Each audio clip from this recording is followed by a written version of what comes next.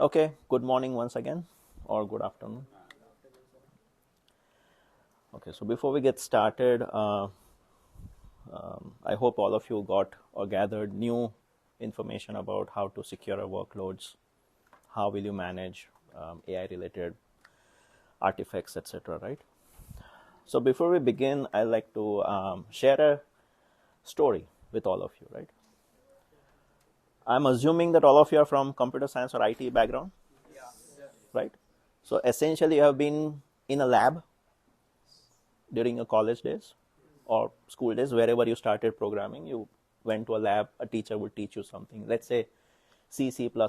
It depends. These days modern curriculum is different, right? Python or whatever. I'm sure all of you remember something very well, right? Pyramid program. Star, star, star, star. Yes or no? Right? You even remember the program itself because you have mucked up. The first for loop will have m variable, the for loop inside will have n variable, right? We have all muggified it, right? Why am I sharing this with you? So when I was studying, so we were giving practical exam, right? And at that point of time, the person next to me, apparently he completed his test before me. He called the teacher and he showed the output, and teacher said, okay, fine, very good, thank you. To which I said that maybe it does not seem like he can finish it this soon. You should check the code also. To your surprise, all he did was printf. Madam also asked, why did you do this? So he said, well, you asked us to show the following output. you didn't ask us to do what for loop or whatever, right? He works in Google San Francisco now. No pun intended, but the point I'm trying to make here is that even with AI, same thing happens, right? Has hallucinations, right? So what I'm going to talk to you about is how do you protect or prevent unwanted use with your underlying systems. In this case, let's say AI models or whatever. So let me just go to the next slide. So this is one of the common problems everybody faces in the industry right now. If you're from an organization who has tried using AI, be it as a developer or be it for any project, you may have heard that, hey, we spend more than 50,000 rupees. Let's stop doing this. Or let's find a way to, safely or safeguard the usage, right? Even with Copilot or other tools and utilities, they normally give you a daily limit, even if it's a paid plan, right? So if you keep using more and more, it will basically stop you from, hey, pause now, your limit resets maybe end of the day, maybe tomorrow, depends on the plan, right? Why? Because it definitely puts pressure on the underlying system, right? It's not healthy, right? The same goes with your projects or your systems that you might be building for your users or your customers, right? So normally what happens is, first of all, how many of you have been part of a project where AI is used? Not about vibe coding, but someone is using some AI MCP server or things like that, right? Traditionally, you might have noticed that, and it's really subject to the project, etc. What people miss on is putting it behind the scenes of a tenant-based access, right? By tenant, what I mean is that each one of you are an independent user or a tenant, right?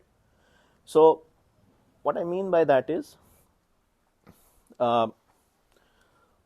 what really happens is when you talk about a tenant or a system user, what happens is you need to safeguard that. For example, one of the points Manish shared is rate limiting. In the previous session, related to the GitHub session, right? So how do you ensure that you rate limit? One option is you can write your own API layer, do all that magic, and then hope that it will work and it will not. break, right?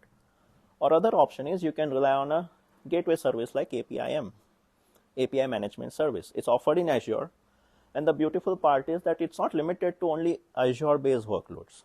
So let's say even if your backend is running in AWS, or even if your model, or even if you're using model from OpenAI themselves or Anthropic, you can still use the same service to package your solution, right? So what I'll do is I'll switch over to giving you a practical hands-on experience. Let me just sign in again because I switched my internet.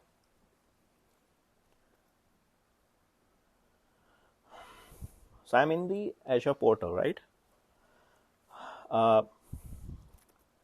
What I've done is, as part of this demo, because it's a bigger demonstration, but just for the sake of this talk, what we're going to look at is, I'm using a proprietary service called AI Foundry.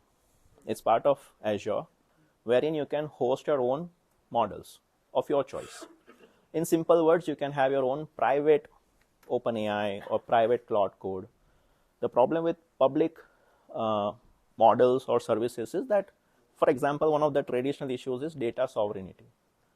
So let's say if you're part of a finance project or a fintech project or a government project or a healthcare project, normally there are regulations across the world.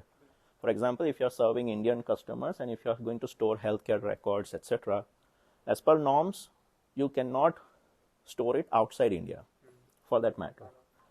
You might have seen some news that for a while, MasterCard and Visa were banned from issuing more cards. Why? Because RBI wanted them to make sure all the transactional data, including users' data, stays within the country, for example, right? So that's data sovereignty. So imagine this, even if you're offering AI as a solution to your users or customers, down the line, we all will be depending on anything ready-made, right?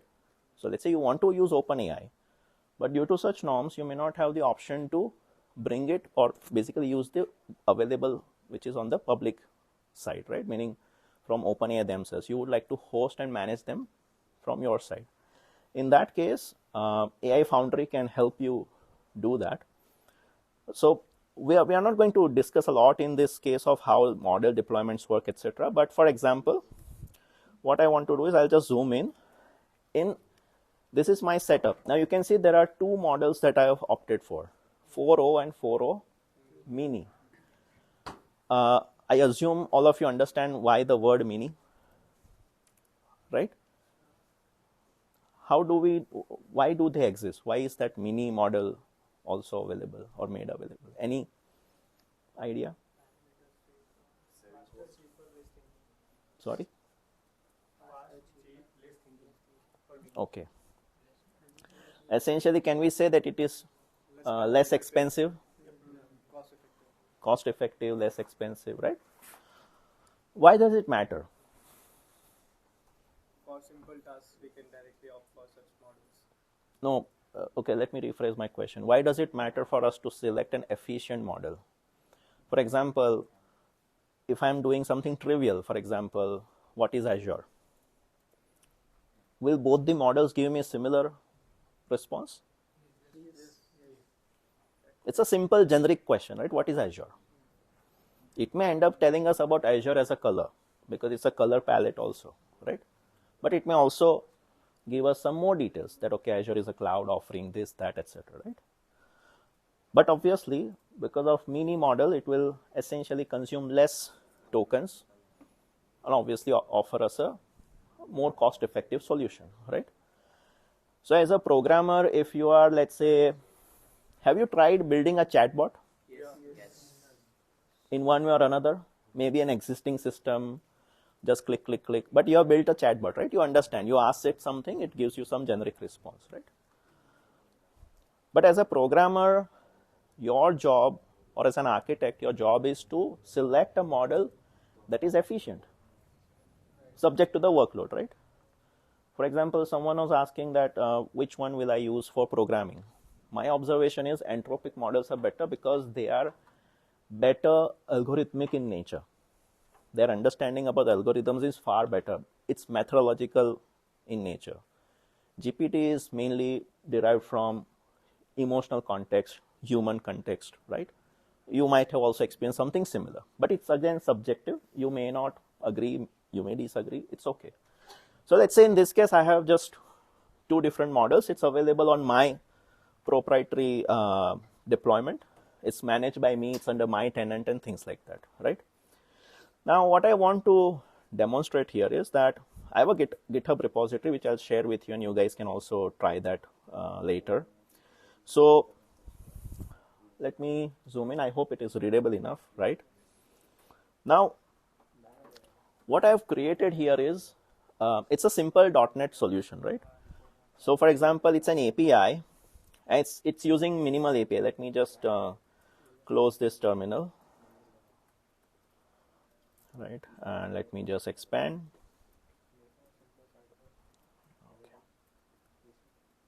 Okay. So as you can see here, it's nothing fancy. It's just consuming an open API endpoint. But in this case, not the publicly available model, but the one that is hosted in my tenant on my Azure account, right? What I'm doing is I've created a simple chat service. So what this will do is it will do something simple. It is trying to get the request from the user. So for example, whatever question a user will ask, it will try to reply, basically communicate with the underlying model, and so on, right? Now, what I'll use is I'll use a Postman setup, right? I'm using a Postman service, right? You can see here that I'm using a gateway. So if you may see the host itself, APIM, AI agent, something, it's my APIM gateway, right? It is not the API that I'm showing to you. So it is not interacting with this underlying API directly. Okay, what it is doing is it is talking to so if you may see here, the host is Azure API.net, right?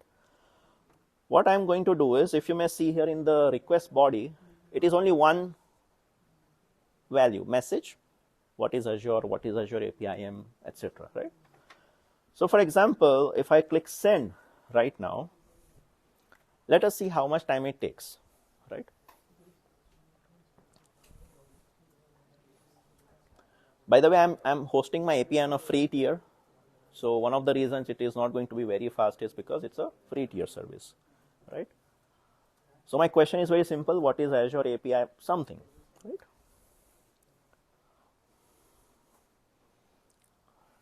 It took 24 seconds, right? What does my API reply with? It gives me a reply, some multiple lines, right?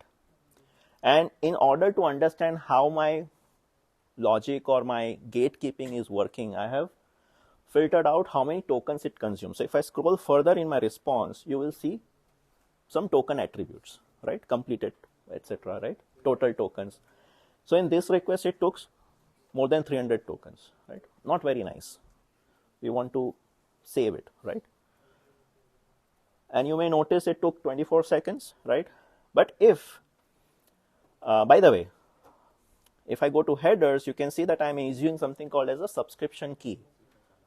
This subscription key essentially represents my tenant identity because I'm subscribing to an API gateway, right?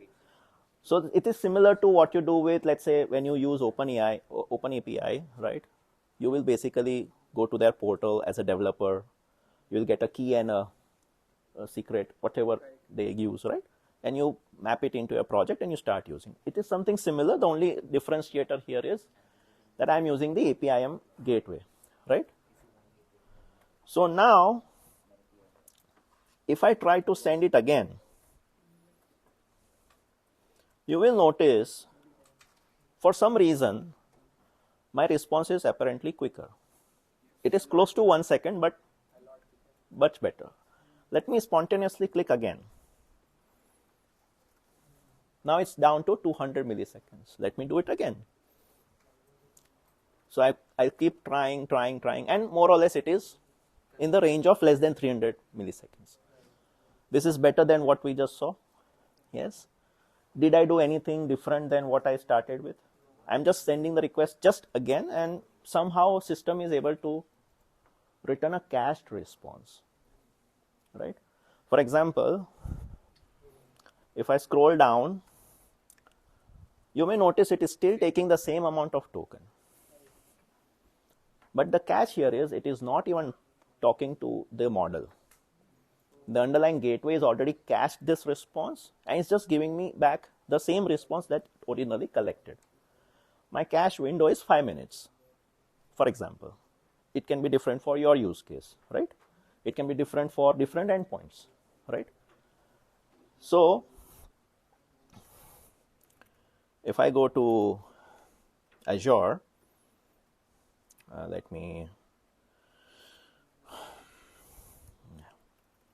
so you can see here that I'm using this gateway service. APIM, it's an APIM service, right? How do you use it? So normally, of course, I have a DIY guide as well. If we have the time, we'll do a demo also. So you can also do the workshop and try to do the same thing, right? So the idea is that under APIs, I can configure a bunch of APIs. So if I take a moment and go back to code, what is my API endpoint? API/chat, yes. But as I was discussing with you, we are not exposing this same API as it is. Traditionally, programmers, what they try to do is that, okay, my code is done. I want to deploy it somewhere. It's running and you're happy. The real problem occurs when you go to production, when you actually start having real users. I'm sure all of us have this attention span problem nowadays, right? Because of Instagram or any other social media, right? So even when you're booking an Uber cab, you tend to press book now 5 times at least, with the hope that it will get booked sooner. I'm just putting out a practical challenge that we all suffer with, right? Imagine if you built an app and if that user presses the same book now button 5 times, and if you did not handle it well, it will crash your app. We understand that much, right? Be it whatever reason, be it the logic, be it server.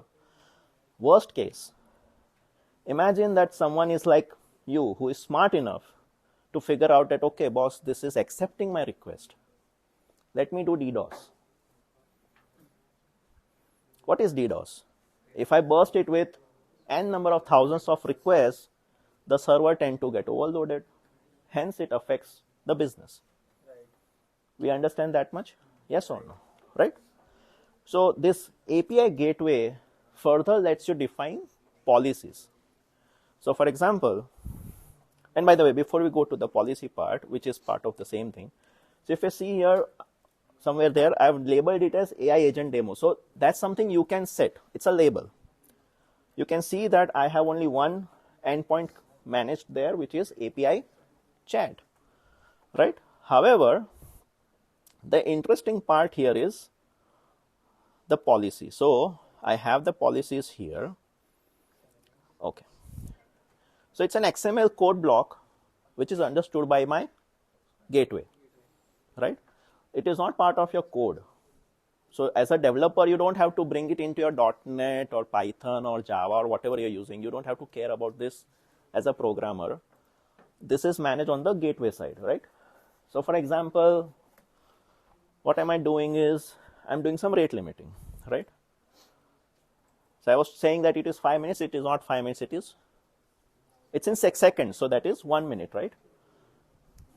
So this is about rate limiting by the key. So if the same user is trying to hit the same chat API, even if they are sending different requests, different message, if they attempt more than 20 times in a given minute, it will automatically get denied. They'll receive 4 to 9, right? So what I have here is, or maybe I'll just use this one. So if you can see here, it may not be very much understandable, but what we are doing is we are asking the API gateway to cache the response for 5 minutes as well, right? And along with that, what we are doing is so let me just scroll down. So what we are doing now is, along with all this, it is important to collect telemetry. Do you understand telemetry? What does telemetry do?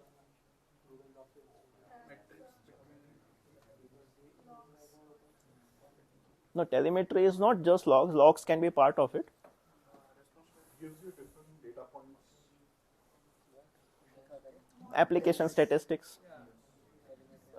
If it's server telemetry, meaning CPU, memory, etc. If it's application telemetry, meaning errors, logs, other artifacts that you might have programmed, right? Or decided how to collect, right? So what am I doing is, if I want to, for example, let's say you are the one using my endpoint, you might complain that, Hardik, it's not working for us, pay us back. So in that case, I need to give you evidence that because you are reaching your rate limit, you are not able to call further. For better usage, you can pay more, and I can remove that rate limit and you can continue using. I hope you understand. Yes or no? Right? So this is collecting that log. So what I'm doing is I'm creating a custom JSON body and then ingesting into a service called Application Insights. Application Insights is an Azure service. Some of you might have used it in your daily lives, right? We'll see what happens, right? So let's say what we looked at is the policy and how we can prevent, etc., things like that. But here, if I come back to Postman, here the thing is, if I try to send again, it is already more than a minute. More than 5 minutes, right? Caching is 5 minutes, rate limiting is per minute, 20 calls per minute, right? You will see that again it took 7 seconds, right? But obviously, this time my tokens are 317. Previously it was 360, whatsoever, right? But we all understand the importance of, so in prompt engineering, all of you might have commonly seen two things, user prompt and system prompt, right? How do you differentiate them, or why do we use them? User is, of course, typed in by the user. Tell me this, tell me that. What is a user prompt? System prompt? Predefined. Or maybe some set of rules that, okay, do this, this, this, this only, right? Right.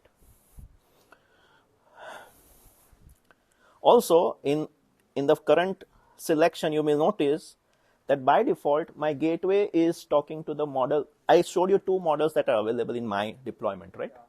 I have two options. By default, unless specified, what is my gateway doing?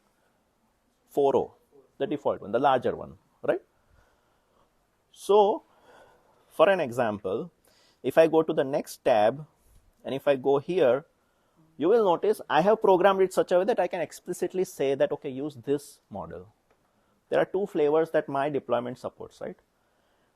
Indirectly, if you concentrate, I have a similar service that you normally use as a UI via ChatGPT. In ChatGPT also, you can toggle between different models. My endpoint is also doing the same. The only thing is it's a backend only thing, right? I don't have a UI for that. But it's proprietary to me. The data stays in my deployment. It is in Mumbai data center. So it follows all the compliance requirements I have, right? So let's say if I choose that mini model, so it's the same tenant, by the way. So I'll just click send. It took 3 seconds. That's fine. You can see that the response I got is, now it has picked the mini one. And obviously I see some obvious token savings. Yes or no? So that is me switching over the model, right? And now what I can also do is, let me go here and let me, So for example, you will see here that in my program itself, I have allowed you to put in the system prompt, right? So you can understand that because of my customized deployment, I have complete control of how my system will behave as compared to using a normal OpenAI endpoint, because normally you don't have that flexibility there, right? You can of course pass in with custom CLI, etc.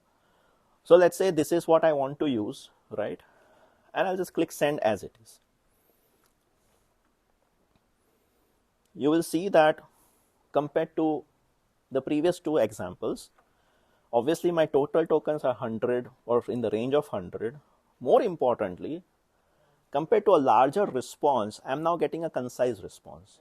Why? Because of my system prompt behavior. I'm saying you are a concise technical architect, answering 3 to 2 plain sentences, right? But now you may say, Well, this is interesting, but does it mean that I have to code it every time? Because if you don't include this, you already saw that it still ends up consuming more tokens. The API gateway allows you to include that into the policy. So let me go back to the policy here. You will notice that my current policy is commented out, right? You can see here that I am explicitly injecting the statistics I want. For example, I'm also injecting that the default model will be the mini model. You may notice it's a traditional JSON ingestion. Normally, you might have done this in the past with other programming languages, right? So for example, if I go here, and notice I'm not changing in my .NET code, by the way. So I'll just undo that comment or uncomment that. I'll click save, right? It will take a couple of seconds. My change is ready, right? So to understand what happens, I'll jump back to the first tab, the one that was consuming the most amount of tokens and the most amount of time, things like that. I'll click send. You will notice it instantaneously drops my usage significantly. Yes or no? What I'm trying to essentially demonstrate here is that even though you are a programmer, and this can go with even with a public open API endpoints or Anthropic endpoints or whatever you might be using today, the key context or the key crux here is that you need to have a middle layer in the place. So for example, let me go back to my presentation just to give you the highlight of what we are trying to do. So for example, we looked at the gateway, looked at the policies, we look at the analytics in a while, we'll look at the developer portal. So what we are doing or what we were looking at is a solution like this. There are multiple tenants. The gateway handles your security because you need to include a key. For example, if I end up not having the valid key, for example, let's say I'll edit a key to something else, I click send, right? And you can see that because it's not valid, it gives me 401. So it has to, so it further reduces the risk of someone trying to attempt, unauthorized access, right? So unless they have the right key, they will not be able to bypass. For example, if I fix the key, it works again. So if I come back to my this solution, so this is the high level solution. The GPT model is hosted in our own Azure tenant. The AI agent, it's an app, the one that's written in .NET. We are collecting telemetry via the APIM policy itself. We are caching the response. We are also rate limiting, right? So let's say this is the high level crux of things. On the left, you will see that if you don't have a gateway, everything drops to your server. Obviously, it will pressure your system. It will create unnecessary downtime issues whatsoever, right? But if you have APIM or a system like APIM, there are other systems in the market. System like APIM, you can control the behavior, right?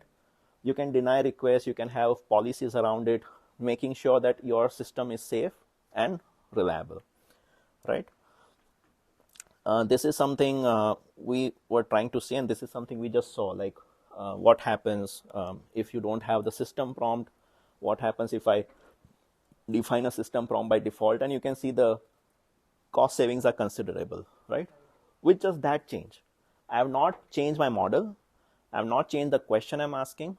The only change I have made is strategically the system prompt and the policy around the API gateway, right? Again, this is just an example, right? So in the same repository, the one that I'll share with you, what I use is I use something called as K6. It's from Grafana. It's an open source load testing utility. It's a JavaScript based utility. You can see it's a simple plain JavaScript, right? It's the same request model. So let's say, let me borrow the key I am using just for the sake of understanding. I'll replace my key. What I'm doing is the test will run for 5 seconds, right?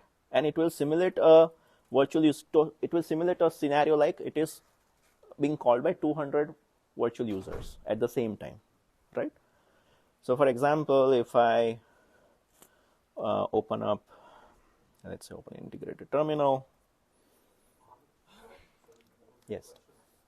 So in the previous example, we saw one which we were passing the parameters through API call, right? And second we did it same to the API. So what would happen if, like, even if you have the configuration API in place and if we are passing the arguments from the API as well?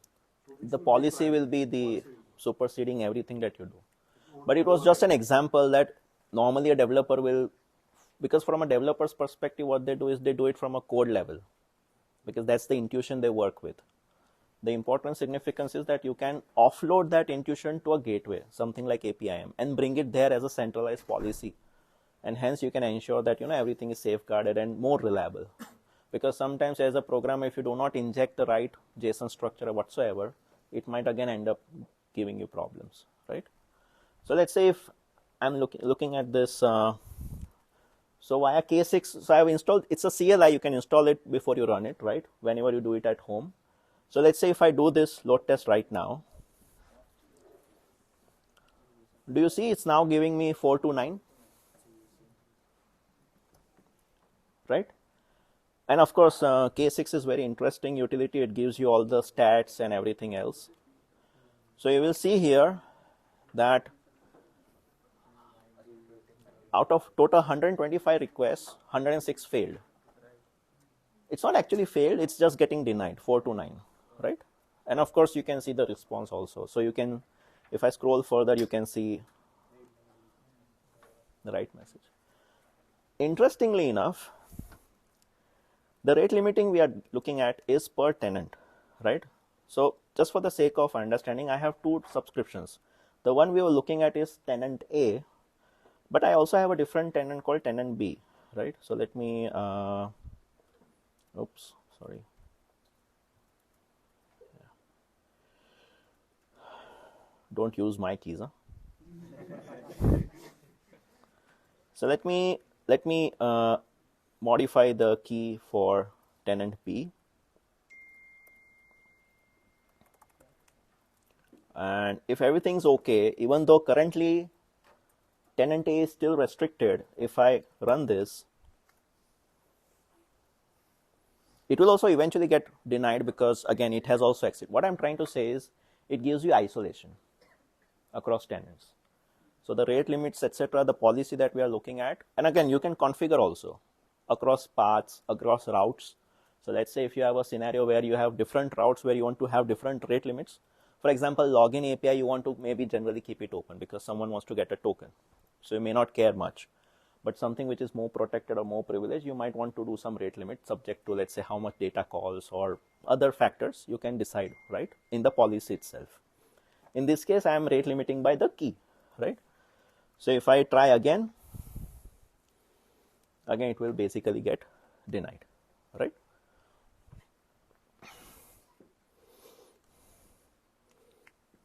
So the key takeaways from what we just looked at is you get tenant isolation, the one that I just explained to you, by changing the key, right? You get cost control because you can control by the limit itself. More importantly, the cache. Because you're returning a cached response, you prevent making unnecessary requests to the model itself. So even though you are seeing that the tokens consumed are X number, in reality, it's not consuming anything. It's technically for free. But it may not suit all the models, right? I mean, models in the sense projects. Because subject to your project or chatbot experience, it might be different, right? So you might need to care about how you structure it together. You get the security out of the box because, again, you need to have a key and things like that. Because I made this number of calls and requests. Now, let's say tenant B comes to me and say, hey, Hardik, it's not working. I want my money back. So how do I prove to tenant B that, no, it's working? It's just that your developer is overusing the API. So because we have ingested the telemetry itself under the app insights, for example, this is a KQL query. It's a custom event. It may not work in custom event. Let me check.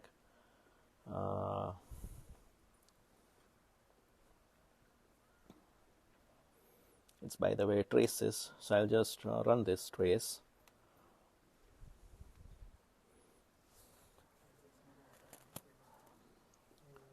So you see here, and by the way, it takes a while. So it may take 2 to 3 minutes before it collects all the statistics. But I can see here just now, because I have filtered by last 1 hour ago, right? So I can see that what tenant name it is, how many requests were made, what are the tokens used, etc.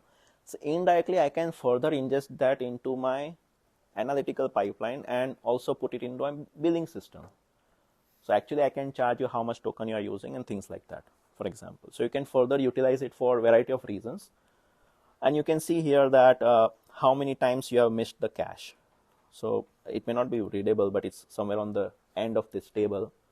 So 27 times it was not able to get the cache response.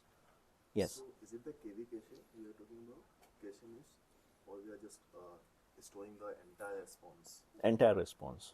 So it's kind of the hashes and giving the same response. Yes. We are not going to do. No. So it's not a KV cache.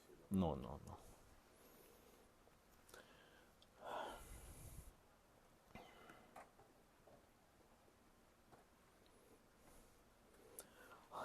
So that was observability, and the prompt governance is because you are injecting your own system prompt and you are making it standardized. So as you are asking, a developer might make a human error or a mistake, but if you make it part of the policy, it will ensure that it is always reliable without any mistakes, right? You mentioned about deploying fine-tuned models or maybe something where we need some data security. So how that works? Data security. Can you help me understand your question better? Let's suppose I'm supposed to build a RAG pipeline. Yeah, you're The DB is for government data where there is a lot of private things. So in that case, I can't use any API. I need to deploy an open source model which is compatible for those all transactions. No, so the solution to that is, okay, so you're not using Azure in that case. I'm using right now Java Slash on Okay. like hard basis for the GPU process. Mm-hmm. But is there something where I can deploy a model, maybe fine tune on a particular business data set? You can do And, that in the what AI will be Foundry the itself. costing, like is it hour basis or pay per use?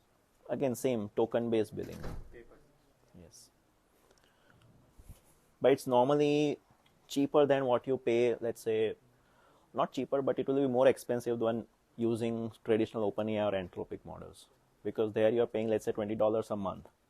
Here the cost will be substantially larger because you're running your own GPU workload. But there's other side, like you're getting some Benefit, yes. So this is talking about what are the services we are using in this demo. I'll share the repository with you, the GitHub repository. You guys can try that, or in the workshop also we can look at it together if you want, right?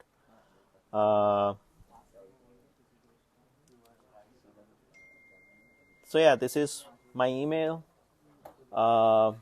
You can find me on LinkedIn as well, and we can be in touch. Yeah. So that's it for today. Thank you.